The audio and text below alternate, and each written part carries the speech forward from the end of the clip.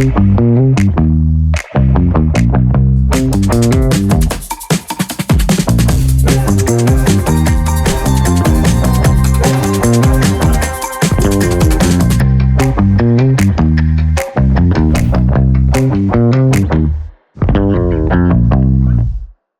the last couple of months, we've been interviewing C-level and VP level fashion executives. We've probably done about 35 hours of interviews, and some of the insights are really fascinating. My name is Rick. I'm the VP of Strategy and Transformation at Mapp Fashion, and we help customers or fashion retailers bring the language of fashion into their marketing technology stack. There's something happened in terms of identifying intent. And through these interviews, quite a few of the people that we spoke to, they were referring to this thing that happened in 2013, which is where Google stopped sharing the keyword data with the e-commerce sites, right? And everyone looked at that as the kind of this golden age of the intent of people coming to the site. And obviously, over the years, people had to figure out other ways of kind of discovering why people come to these sites. And also, in more recent years, the product discovery, particularly for fashion, has shifted to marketplaces and social. So the way consumers find fashion products is not kind of in this linear journey, in which retailers expect these consumers to interact via, right? Coming to a homepage, going through the list pages, maybe opening multiple tabs for different products, right? It's not quite how kind of our consumers interact with the sites. Most of the traffic that comes to fashion retail sites don't have any context, right? These kind of our consumers come via social media, right? They come via paid search, they come via TikTok, right? And it's very hard to understand why they're there. They come to the site, they might look at one product because they like the look of it. They had no particular interest in buying anything at this particular moment in time. He was scrolling through videos, right? And kind of reels. They saw something they liked, they clicked on it, they looked at the pictures, and they left. In response to that, over many years, brands spend millions on, CDPs and search and merge tools, replatforming, content platforms. And yet somehow this customer experience when it comes to buying fashion is somehow broken. I've done a test recently, and all of you can do this as well, right? Just go to Facebook, click on any fashion retailer's ad. I've done it for a very popular UK kind of a fashion marketplace. I'm not going to name the name, but I clicked on an ad, and it was clearly ad aimed at men. And the landing page was a PLP page, like we see in many cases, right? And it took me a while to actually find the outfit that I saw on the ad originally, right? So the reason why I clicked on the ad is because I like the outfit. But when I clicked through, it took me a while to find the outfit. After that, I realized actually, let's look for some bootleg jeans, right? So as I'm on this PLP page, I searched for bootleg jeans, and the results came up with all the women's jeans, right? And this is one of the top leading kind of fashion retailers. So clearly there is a issue with how fashion retailers kind of optimizing for these customer experiences. And again, you can do the same test, and I'm sure you're going to find similar examples on pretty much any fashion retailer's website. Right now, obviously, fashion is in trouble, right? The margins are not that great. Profitability is low. The full price sell-through rates are low. People having to resort to discounting when it comes to selling their stock, to have cash for the next season collection. Return rates have always been an issue, but in many cases, fashion retailers treat it as just a cost of doing business. It's just how we did things for a while. And also the customer lifetime value is declining. So it's not the best situation right now to be in fashion retail. So what do we do now, right? So kind of most retailers right now haven't quite figured out what to do with the social traffic. It doesn't work particularly well. Some people have figured out TikTok extremely well. Something like Instagram probably converts at 0.5 or 1% conversion rates, right? So what do we do with all this traffic? And yet at the same time, the agentic kind of buying will transform the way people shop, right? In the future, you're not just going to be going to Google and saying, hey, I'm looking for Adidas sneakers or kind of a Nike sneakers. You're going to be saying, hey, I have a garden party coming up in 2 weeks' time. I have this favorite handbag that I like. No matter the fact that a puppy has chewed the handle a little bit, but I just really love this handbag.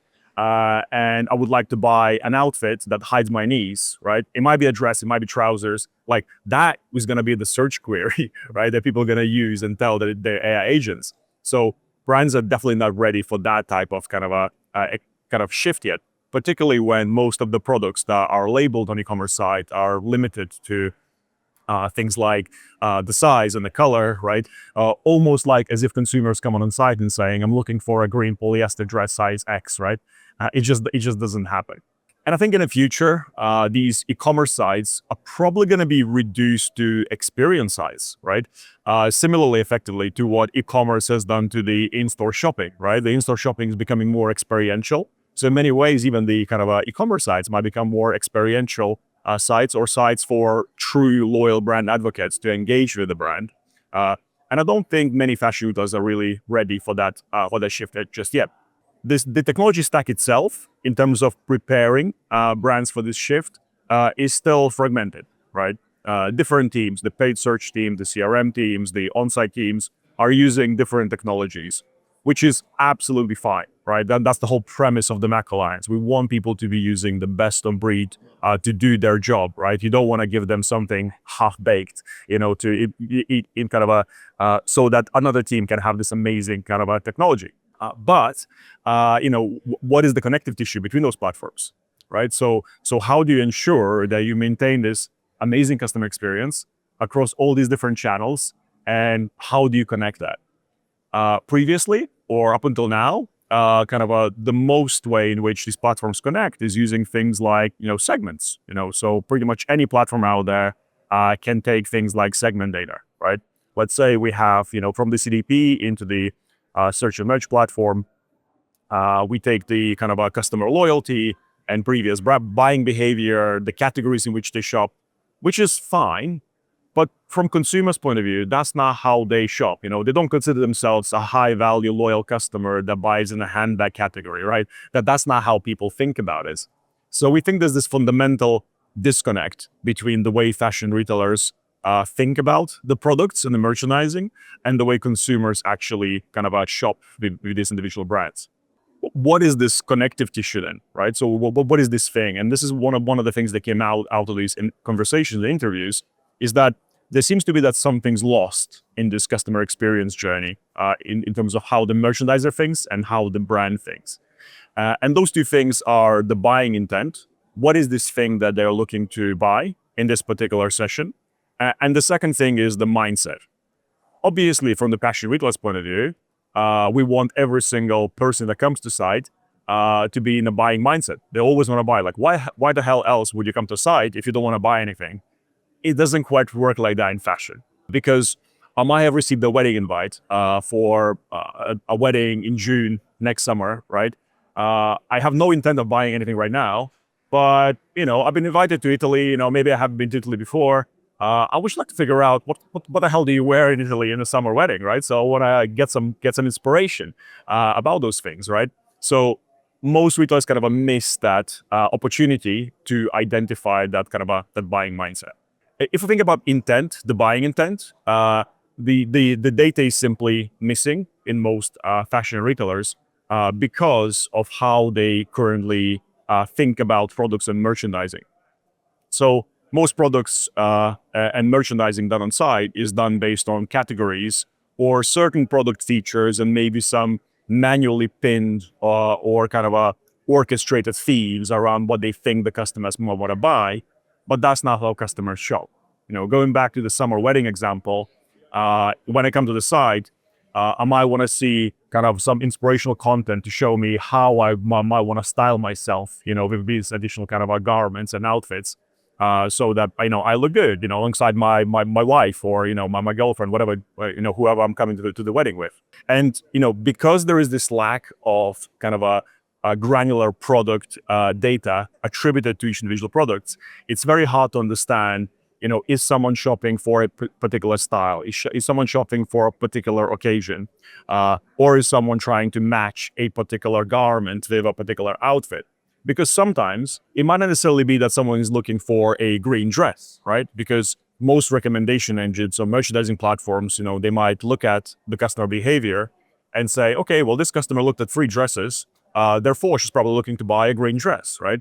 But what it might miss is the fact that this customer was looking for something that's very flattering on their hips and maybe makes their shoulders look bigger or smaller, right? That's the most important thing that they're trying to buy. It's not that they're trying to buy a dress.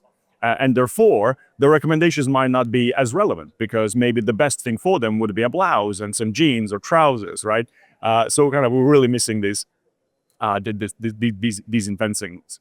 And once fashion retailers start thinking about this connective tissue across different platforms, not through segments, not through these basic product categories or personas or RFM segments, once they start thinking through it as kind of in a language in which the customer speaks and in which they shop, it unlocks all these different possibilities. Most fashion retailers have a ton of content from the photo shoots and UGC content.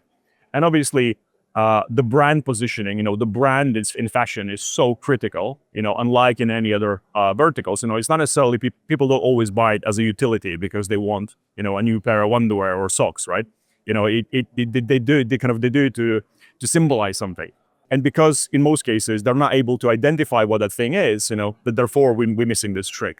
So once fashion retailers are able to identify that intent, that means that they're able to use this rich UGC content and all this beautiful content they produced when we know that this customer has a particular mindset.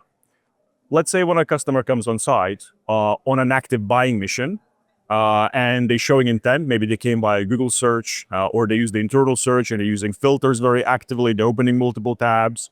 That might indicate that they're actively shopping for a thing, right?